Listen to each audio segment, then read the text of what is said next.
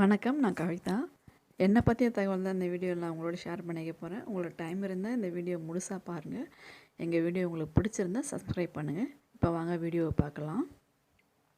இப்போ நிறைய பேருக்கு இன்னும் ஒரு பிடிக்காத விஷயங்கள் இருக்கும்.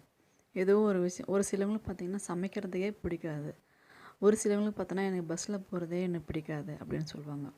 ஒரு சிலவங்களுக்கு பார்த்திங்கன்னா எனக்கு வீட்டில் இருக்கிறதே பிடிக்காது, நான் வேலைக்கு போகணும் அப்படின்னு சொல்லுவாங்க. அந்த மாதிரி ஏதோ ஒரு விஷயம் பிடிக்காத ஒரு விஷயமா இருக்கும். அது ஏன் எதுக்கு அப்படிலாம் நம்ம ஆராய்ச்சி பண்ணின்னு இருக்க மாட்டோம். ஆனால் அதுக்கப்புறம் பாருங்கள், நம்ம வாழ்க்கையில் ஒரு சூழ்நிலை வரும். என்னென்னா நமக்கு எந்த விஷயம் நம்ம பிடிக்காது அப்படின்னு சொல்லிட்டு நம்ம ஒதுக்கி வச்சோமோ அந்த விஷயத்தையே நம்ம பண்ண வேண்டிய ஒரு சூழ்நிலை வரும். இப்போ உதாரணத்துக்கு ஒருத்தர் பஸ்ஸில் போனால் எனக்கு பிடிக்காது அப்படின்னு சொல்லின்னு இருப்பார். ஆனால் அவர் பஸ்ஸில் போய் தான் வேலைக்கு போகணும் அப்படின்ட்டு ஒரு சூழ்நிலை வரும். ஒருத்தவங்களுக்கு சமைக்கவே எனக்கு பிடிக்காது அப்படின்னு சொல்லுவாங்க. ஆனால் அவங்க சமைச்சு தான் அவங்க சாப்பிட்ணும் அப்படின்ற ஒரு சூழ்நிலை வரும். ஒருத்தவங்களுக்கு எனக்கு வேலைக்கு போகவே பிடிக்கல, எனக்கு வீட்லேயே இருக்கணும் போல இருக்குன்னு சொல்லுவாங்க. ஆனால் அவங்களுக்கு வேலைக்கு போக வேண்டிய ஒரு கட்டாயமும் இருக்கும். இந்த மாதிரி தான் ஒவ்வொன்றுமே எதுவுமே அவங்க நம்ம ஆசைப்பட்டதுமே நமக்கு நடக்காது. நம்ம வேணாம் அப்படின்னு நம்ம ஒதுக்கி வைக்கிறோமோ அதுதான் நமக்கு கடைசியில் நமக்கு நடக்கும். சில பேருக்கு இந்த மாதிரி தான் நடக்கும். இப்போ எனக்கே எடுத்துக்கோங்களேன், எனக்கு சின்ன வயசுலேருந்தே வீடியோஸு ஃபோட்டோஸு இதெல்லாம் பிடிக்காது. அப்போல்லாம் சின்ன வயசுலலாம் ஃபோன்லாம் கிடையாது. எங்கேயாவது ஃபங்க்ஷனுக்கு போனால் ஃபோட்டோ எடுப்பாங்க. அதுக்கே எனக்கு பிடிக்காது, நான் ஓடி போய் ஒளிஞ்சிப்பேன். இந்த ஃபோட்டோ எடுக்கிறது, செல்ஃபி எடுத்து ஃபோனில் போடுறது இதெல்லாம் சுத்தமாக எனக்கு பிடிக்காது. என்னோடய வாட்ஸ்அப் ப்ரொஃபைல் பிக்சரில் கூட நான் என்னோடய ஃபோட்டோஸ் நான் வைக்க மாட்டேன். எனக்கு பிடிக்காது. எனக்கு குழந்தைங்க ஃபோட்டோ, ஹஸ்பண்ட் ஃபோட்டோ தான் நான் வைப்பேன். என்னோடய ஃபோட்டோ வைக்கிறதே எனக்கு பிடிக்காது. இப்போ பாருங்கள், இந்த கேமரா முன்னாடி நான் பேசிகிட்ருக்கேன் பாருங்கள், இதுவே எனக்கு பிடிக்காது. ஆனால் இப்போ பாருங்கள், என்னோடய சூழ்நிலை நான் இதைத்தான் நான் பண்ணிகிட்ருக்கேன். நான் எது வேண்டாம் அப்படின்னு நான் ஒதுக்கி வச்சனோ இன்றைக்கி அதை தான் நான் பண்ணிகிட்ருக்கேன். ஏன்னா எனக்கு அப்படி ஒரு சூழ்நிலை வந்துடுச்சு. நான் எது வேணாம் அப்படின்னு சொல்லிட்டு நான் ஒதுக்கி வச்சனோ இன்றைக்கி அதை தான் நான் பண்ணிகிட்ருக்கேன். ஏன்னா நம்மளோட வாழ்க்கையில் சூழ்நிலைகள் மாறிட்டே இருக்கும். ஒரே மாதிரி சூழ்நிலை நம்மளுக்கு காலம்பூரா இருக்காது. நம்ம எதை வேணான்றமோ அதை தான் நமக்கு சேரும். நம்ம எதை விரும்பி நம்ம செய்கிறோமோ அது நம்மளை விட்டு போயிடும்.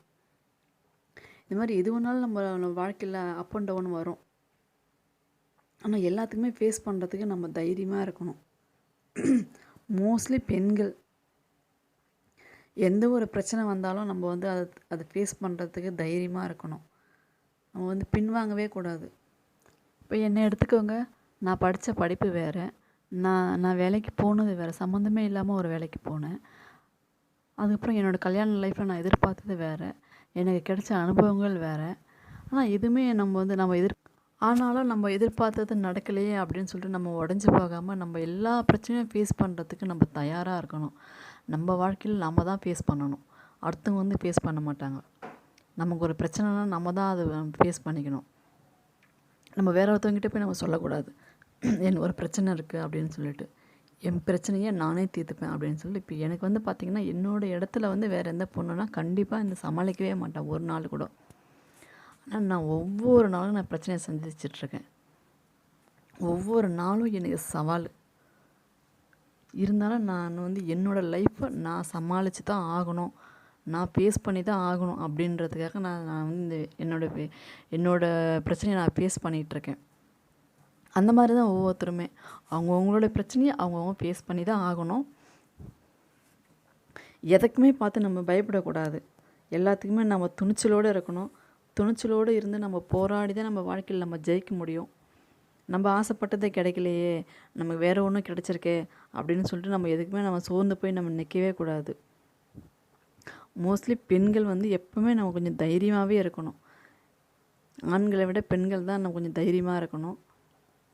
எல்லாத்துக்கும் தயாராக இருக்கணும்.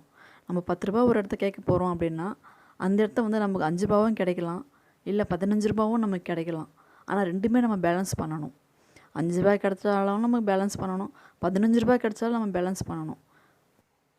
அதாவது எந்த ஒரு சுச்சுவேஷன் வந்தாலும் அதை நம்ம ஹேண்டில் பண்ணுறதுக்கு நம்ம தயாராக இருக்கணும்.